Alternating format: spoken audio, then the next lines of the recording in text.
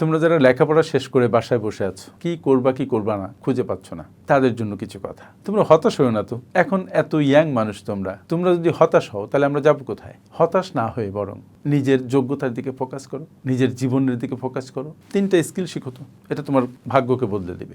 Number 1 skill হচ্ছে video editing. কি পরিমাণ কন্টেন্ট ক্রিয়েশন এখন হচ্ছে, এবং সামনের দিন বলা হচ্ছে কন্টেন্ট ক্রিয়েশনের দিন। সো সবাই হয়তো কন্টেন্ট ক্রিয়েট করছে, কিন্তু সবাই টিকবে না। বাট একটা সময় অনেক কন্টেন্ট ক্রিয়েশন হাউস দাঁড়িয়ে যাবে এবং তাদের দক্ষ ভিডিও এডিটর লাগবে। তুমি দেখো না একজন ভালো ভিডিও এডিটর হতে পারো কিনা।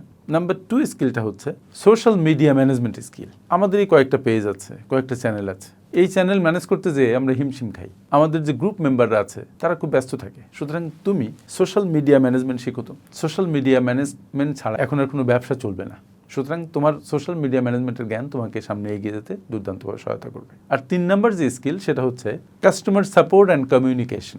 প্রত্যেকটা কোম্পানির সোশ্যাল মিডিয়া উইং থাকবে, তাদের কাস্টমারকে সাপোর্ট দিতে হবে, এবং এই সাপোর্ট দিতে হলে কমিউনিকেশনের দক্ষতাটা থাকতে হবে। সুতরাং কিভাবে কাস্টমারকে সাপোর্ট দেয় এবং কিভাবে সুন্দর কমিউনিকেশন করতে হয় এটা শিখো। Thank you.